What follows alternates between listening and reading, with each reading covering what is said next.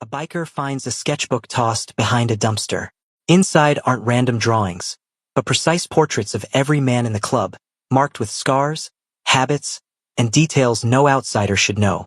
Even stranger, they're drawn as protectors. Whoever made this wasn't admiring them. She was asking for help. Mick had been taking out the trash for 40 years. First at his old man's garage, then at the factory, and now at the clubhouse. It wasn't glamorous, but someone had to do it. On this particular Tuesday afternoon, the sun was cutting through the alley behind the Black Hound's headquarters, making the greasy pavement shimmer like oil on water. He almost missed it. The sketchbook was wedged between a crushed beer can and a pile of cardboard boxes, its black cover barely visible against the shadow of the dumpster. Mick had a habit of noticing things, came with the territory of being a Marine before he ever threw on a leather cut. He picked it up, flipped it open, and froze. The first page showed Tommy Wrench Morrison, the club's VP, astride his Harley. But this wasn't just any drawing. Tommy's bike was engulfed in flames that didn't burn. They protected. Behind him, massive wings spread from his shoulders, feathered and powerful. A sword hung at his hip. Above his head, in careful script, was written, Guardian. Mick turned the page. There was Mahoney, the club enforcer, portrayed the same way, wings, weapons, holy fire. The nickname read, Shield. Page after page revealed every member of the Black Hounds, each transformed into something between warrior and angel. The detail was staggering. Whoever drew these had studied them closely. The scar over Wrench's left eye, the way Mahoney's beard braided at the end, even the dent in Mick's own riding helmet from that accident in '09. What have you got there? Wrench had wandered outside for a smoke, noticing Mick standing stock-still by the dumpster. Mick handed him the sketchbook without a word. Wrench's cigarette nearly fell from his lips. What the hell? Within minutes, half the club had gathered in the alley, passing the sketchbook around like it was evidence at a crime scene. The reactions ranged from confusion to unease to something that looked almost like reverence. Who would draw this? Asked Snake, the club's youngest patch holder, barely 23. And why leave it here? Added Mahoney, his thick arms crossed over his chest. Jess, Wrench's wife and the only woman who had a permanent seat at the club table, examined the sketches more carefully. She ran a tattoo parlor downtown and knew art when she saw it. This isn't amateur work. Look at the shading, the perspective. Whoever did this has real talent. But why us? Snake repeated. Why make us look like angels? Mick finished quietly. He'd been staring at his own portrait, Iron Brother, and something about it made his chest tight. He'd spent 30 years being called a lot of things. Angel wasn't one of them. Wrench pulled out his phone, photographing several pages. I'm sending these to Sabrina. Sabrina managed the community center 3 blocks over and knew every kid in the neighborhood. The reply came back in less than 5 minutes. That's the girl who sits outside the library, always drawing. Quiet kid. Foster care, I think. The library. Mick knew exactly where that was. Same place he picked up audiobooks for the long rides. He'd seen her there himself now that he thought about it. Small girl, always in the same gray hoodie, sketchbook balanced on her knees. She'd watch people pass with these huge, careful eyes, like she was memorizing the world one face at a time. Let's go, Mick said, tucking the sketchbook under his arm. Go where? Snake asked. To find out why someone thinks we're worth drawing with wings. They took the bikes. When they pulled up, Mick held up the sketchbook through the library window. The librarian's alarm shifted to recognition. The girl was exactly where Sabrina said she'd be, sitting on the bench outside the library's side entrance, hood up despite the warm afternoon. Her left arm was in a cast, covered completely in drawings. Engines, helmets, leather cuts, and everywhere, woven between the mechanical drawings, were wings. She saw them coming and her pencil stopped mid-stroke. Her shoulders drew inward, but she didn't run. Mick approached slowly, the way you'd approach anything wounded and wild. He sat down on the far end of the bench, leaving space between them, and placed the sketchbook on the weathered wood. This yours? He asked. The girl's eyes flicked to the sketchbook, then to his face, then back down. She nodded once. It's really good, he continued. Best thing anyone's ever drawn of me, that's for sure. A tiny smile ghosted across her face, then vanished. I'm Mick. These are my brothers. He gestured to the others, standing back near the bikes. We found your book behind our clubhouse. Been trying to figure out why you'd draw us like that. The girl was silent for a long moment, her good hand gripping the edge of her cast. When she finally spoke, her voice was so quiet Mick had to lean in to hear it. You ride loud. Mick blinked. Yeah, we do. She looked up at him then, and he saw something in her eyes that made his blood run cold. It was the same look he'd seen in Fallujah, in the faces of kids who'd lived through things no child should ever witness. He's scared of loud, she whispered, and Mick understood. Mick asked if she was hungry. Wrench brought sandwiches from across the street. They sat in patient silence while she ate. Her name was Delilah, 12 years old, currently living with her third foster family in 2 years, the Hendersons, a couple in their 50s who meant well, but were already fostering 2 other kids and working full-time jobs. She didn't blame them for not having time to notice things. Most people didn't notice things, but Delilah noticed everything.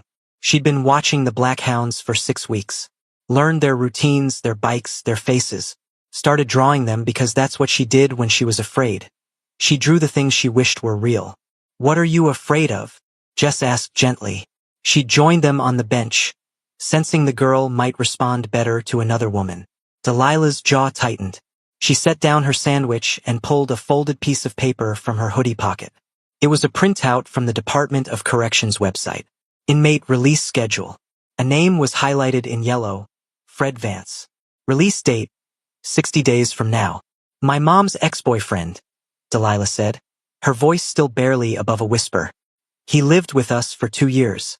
When I was 9, I told my teacher about what he did when Mom was at work. They arrested him. He got 3 years. She traced the edge of her cast with one finger.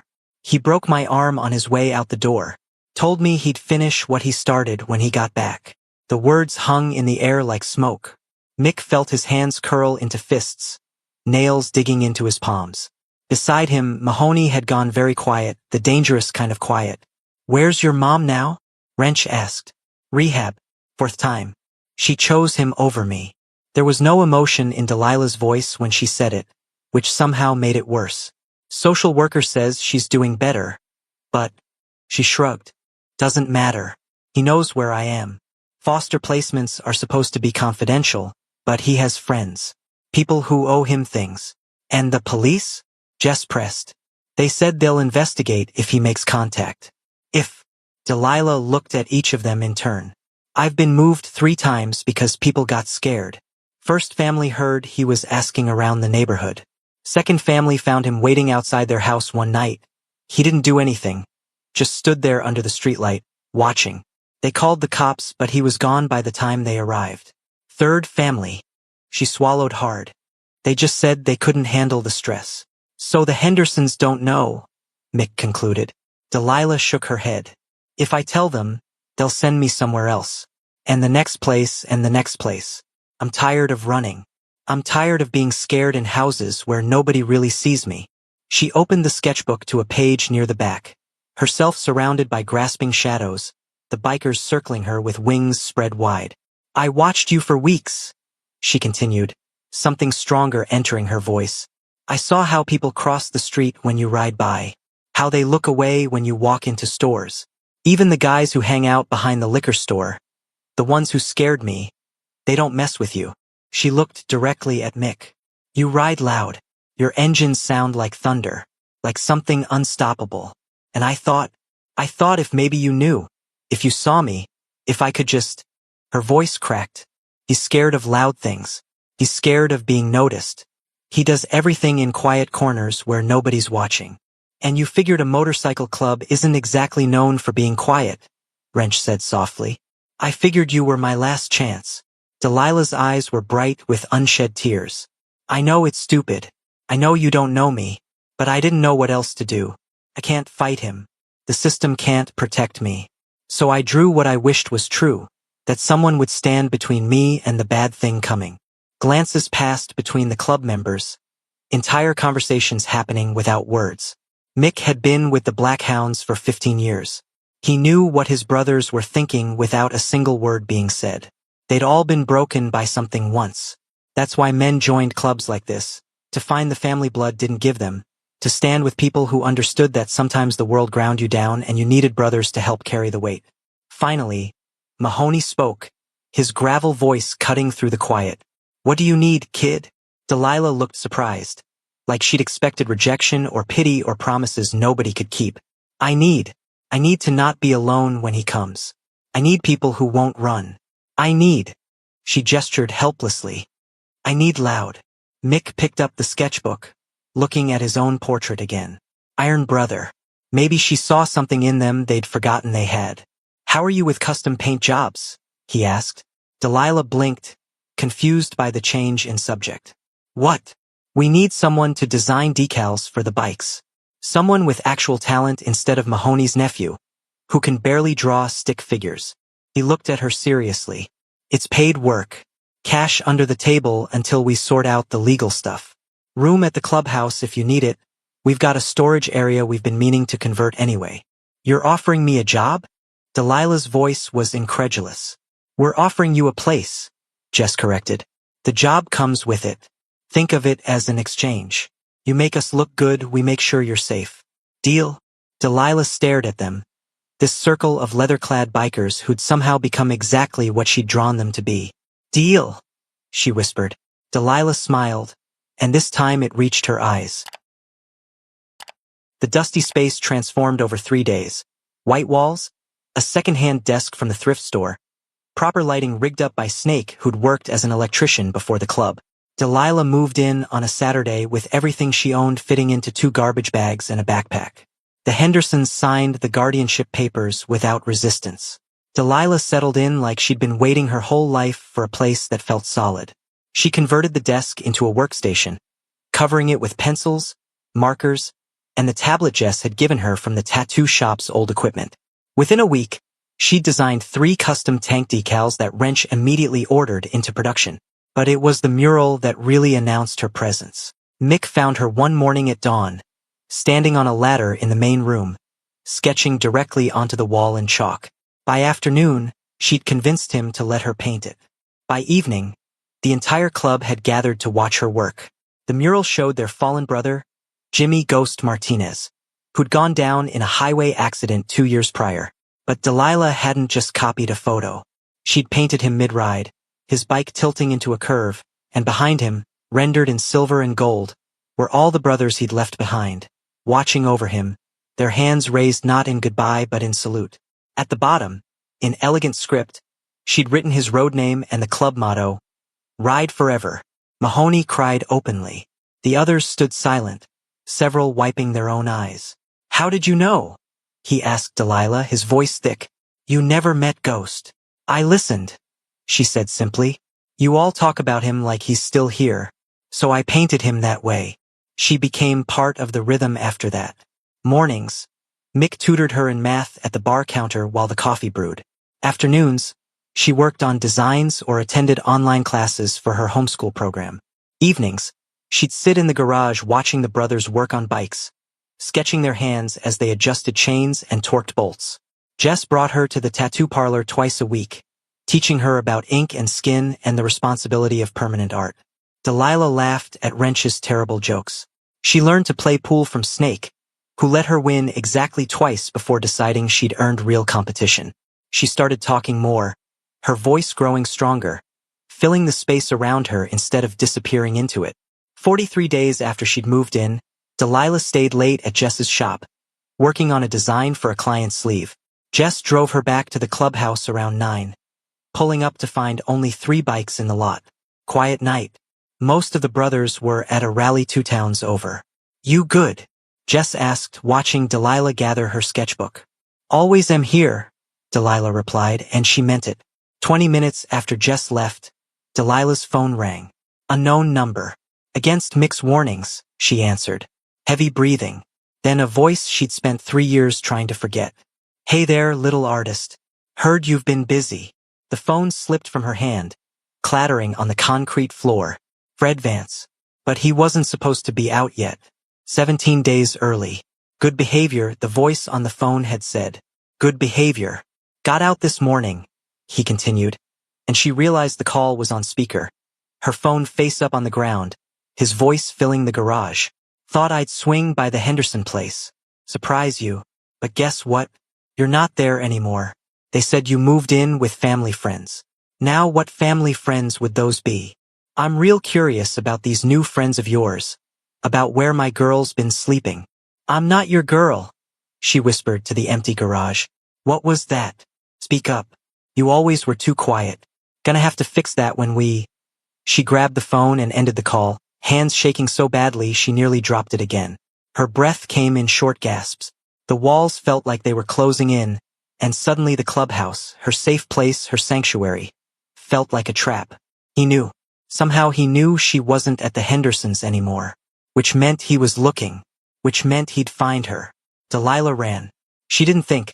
Didn't plan. Just burst out the side door and sprinted down the alley. Her mind was static and panic, the old instinct to flee overwhelming everything else. She made it 2 blocks before her lungs screamed and her legs gave out. She collapsed against a chain-link fence, gasping, tears streaming down her face. Her phone buzzed. Text message. Unknown number. Can't run forever, little artist. See you soon. Attached was a photo, the clubhouse, taken from across the street.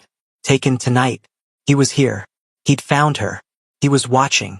Delilah forced herself to breathe, forced herself to think through the terror. She pulled up mixed contact with trembling fingers and pressed call. He answered on the second ring, rally music loud in the background. Delilah? What's wrong? He found the house, she gasped. Mick, he called me. He's out early. He knows where I am. He's here, he's watching, Stay where you are. Tell me exactly where you are right now. She looked around, trying to orient herself. The fence. Behind the auto shop. The one with the yellow sign. Lock yourself in the phone booth on the corner. You see it. She did. Ancient thing that somehow still worked. 20 feet away. Get inside. Lock the door. Don't open it for anyone but me. We're 20 minutes out. Mick. We're coming, Delilah. All of us. He doesn't get to scare you anymore. You hear me? She heard him. And underneath his words, she heard something else. Engines starting, lots of them. A chorus of thunder preparing to roll. Delilah ran to the phone booth and pulled the door shut, bracing it with her body. She pulled out her sketchbook with shaking hands and opened to a blank page. If she was going to wait, she needed something to do with the terror coursing through her veins. She began to draw. The sound reached her first. A distant rumble that grew into thunder, then into something that shook the glass walls of the phone booth. Delilah looked up from her frantic sketching. Headlights cut through the darkness, dozens of them. The entire Black Hounds Club, plus brothers from 2 neighboring charters, rolled down the street like an army. Mick's bike led the pack. He killed his engine at the phone booth. You're safe, he said through the glass. Come on out. Delilah's legs barely held her as she pushed open the door. Mick caught her elbow, steadying her, and she saw the rest of them. 30 bikes forming a protective circle in the street, engines still rumbling low like warning growls. Wrench was already on his phone with someone. Mahoney stood with his arms crossed, scanning the shadows like he was daring something to move. Lawyers filing an emergency restraining order tonight, Wrench called out. Judge owes me a favor. It'll be active within the hour. And if he shows up before then? Snake asked, cracking his knuckles. Then we document everything and let the cops handle it, Mick said firmly, though his jaw was tight. We do this smart. No one gives this piece of garbage an excuse to play victim. But Delilah had stopped listening. Her eyes were fixed on the clubhouse, visible 2 blocks away. Something hot and fierce was building in her chest, burning away the fear. She'd run. Again. Just like always. But this time, she'd run toward something instead of just away. I need paint, she said suddenly. Everyone turned to look at her. Spray paint. Black, red, white. Whatever you have. Mick studied her face. What are you thinking, kid? I'm thinking I'm tired of him making me disappear.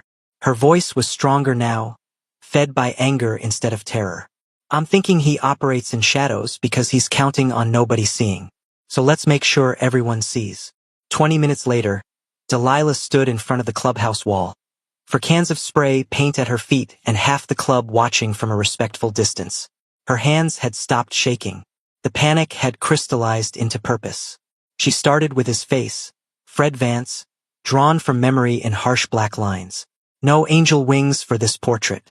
She surrounded him with barbed wire, the kind that cut and scarred, and she made sure every detail was recognizable. His weak chin, his cold eyes, the spider web tattoo on his neck that he thought made him look dangerous. Above his head, in letters 2 feet tall, "Not welcome here." Below, smaller but no less clear, "We see you. We know who you are. Leave." She worked fast, muscle memory taking over, all those hours of practice channeling into this one defiant statement. When she finished, she stepped back, chest heaving, paint on her hands and probably in her hair. The wall had become a warning and a witness. This was her testimony in spray paint and fury. "Well," Mahoney said quietly, "that's one way to send a message." They didn't have to wait long. A silver sedan rolled slowly down the street just after midnight, slowing as it approached the clubhouse. Through the windshield, Delilah could see his face, older than she remembered, harder, but unmistakably him. Fred Vance, looking for the scared little girl he'd left behind 3 years ago. Instead, he found 30 motorcycles idling in formation, their riders standing like sentinels. And on the wall, impossible to miss under the streetlights, his own face stared back at him, wrapped in accusation and barbed wire. He stopped the car. For a long moment, nobody moved. Then Wrench stepped forward, phone in hand, camera recording. "Fred Vance, there's a restraining order filed against you as of 1 hour ago. You're currently in violation by being within 500 feet of Delilah Reeves. The police have been notified and are en route." As if summoned, sirens wailed in the distance, growing closer. Fred's face contorted with rage.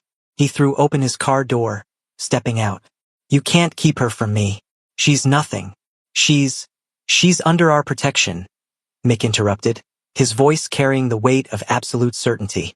"And you need to ask yourself if whatever you thought you'd accomplish here is worth what happens next."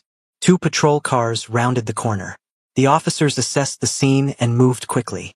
Fred was in handcuffs within 3 minutes. "Restraining order violation," the officer explained. "He'd be held pending a hearing. Possibly longer if the prosecutor pushed for it." As they loaded him into the patrol car, Fred looked past the officers, past the bikers, straight at Delilah, who stood on the clubhouse steps watching. His eyes promised violence, promised retribution. But Delilah didn't look away. She held his gaze until the car door slammed shut, until the vehicle pulled away, until the taillights disappeared around the corner. Then she walked calmly to Mick's bike, climbed onto the hood, and opened her sketchbook to the page she'd started in the phone booth. A girl with wings rising above flames. Protection wasn't something borrowed anymore, it was hers. She added the final details by flashlight. The girl's face, her own face, was set in determination, not fear. The wings weren't borrowed from angels or bikers. They were hers, earned through survival, drawn in her own hand. "You okay?" Jess asked, sitting beside her on the hood. Delilah considered the question. Fred was arrested, not gone. Tomorrow would bring new challenges. But tonight, she'd stood her ground. "Yeah," she said finally. "I think I am." The weeks that followed brought changes. Fred's parole was revoked due to the violation. The shelter downtown requested one of Delilah's pieces. She chose the image of broken chains transforming into wings, and it now hung where dozens of kids could see it daily. Her custom designs started appearing on bikes across 3 states as word spread about the club's talented young artist. Mick taught her to ride on his old Sportster, patient through every stall and wobble. 6 months later, she rode in her first club event, wearing a leather cut with club artist. First of her name embroidered across the back. She started a new project, protective gear for children. Helmets and pads covered in empowering designs. Warriors, heroes, symbols of strength. Gear that said you matter, you're worth protecting, you're stronger than you know. Her mother completed rehab and reached out. Delilah agreed to supervised visits, rebuilding trust slowly. But through it all, Delilah kept drawing. Every sketch, every design, every piece carried the same message she'd been sending since that first sketchbook left behind the dumpster. She was present, visible, and no longer afraid. This wasn't a whisper.